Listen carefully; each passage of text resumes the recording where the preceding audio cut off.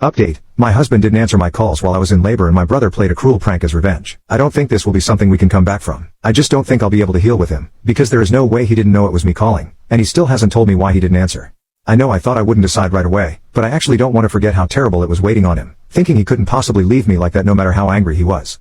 I took the time to think of that moment before it all went down, and just how grossly betrayed and scared and alone I felt while the contractions were hitting and I was on my knees trying to breathe through the pain while waiting on the phone while it rang though.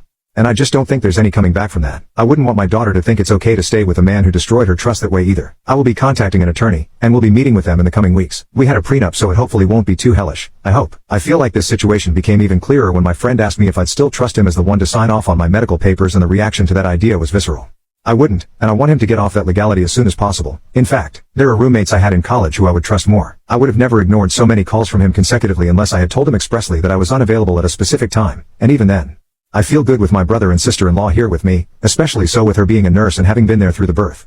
It's really helped us bond in a way that we'd never really had time to. I've also finally told my old friends about the baby, and they are alternating to come and help me out for the next little while. None of this even touched the paternity test, but I'll get it for the proceedings, I guess. So I guess he'll get what he wanted. Anyway, I'm safe and well, and my daughter is healthy and happy as a peach and pretty much an angel who is happy to sleep peacefully anywhere. Just making this decision has taken an odd weight off my shoulders, and my sister-in-law has been really helping us bond.